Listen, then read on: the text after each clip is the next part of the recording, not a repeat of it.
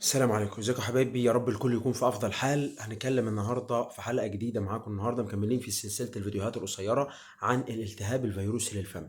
الالتهاب الفيروسي للفم ببساطه كده خالص هو عباره عن ايه؟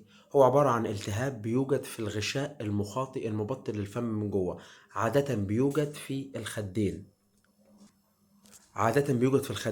او في اللثه او في داخل اللسان ممكن.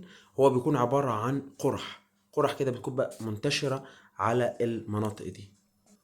وطبعا دي حالة بتأثر على طريقة كلام الواحد، وتأثر على الأكل، وتأثر على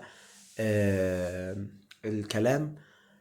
فعايز أقول لك إن هو بيأثر ساعات على الإنسان بدرجة إن هو ممكن بيعمل له جفاف في الجسم، دهيدريشن، أو بيعمل له مثلا سوء تغذية. كله في الحاجة البسيطة اللي ممكن إيه واحد يستبسطها دي.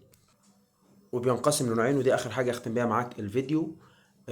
نوع اسمه القرح دي قرح الفم القلاعية، بيسموها كانكر سورس. القرح دي بتبقى عادة عبارة عن ايه؟ قرح بتطلع بيبقى شكلها شاحب لونها بيضة او لونها اصفر. تمام. وبيكون حواليها في احمرار خفيف. القرح البيضة او الصفرة دي بتكون حواليها في كده ايه احمرار بسيط. طب ايه النوع التاني؟ النوع التاني حاجة اسمها الكولد سورس او القرح الباردة. بتكون دي عبارة عن قرح صغيرة، بتكون دايما وممتلئة بسوائل. أماكنها فين؟ بتظهر في الشفاه عادة أو حولها. وأول ما بتيجي تبدأ إن هي تجف، بتظهر كده كأن في قشرة صفرة كده عليها، بعد ما القرحة دي تبدأ إن هي إيه تنشف. دي كانت حلقتنا النهاردة. أشوفكم الحلقة الجاية، والسلام عليكم ورحمة الله وبركاته.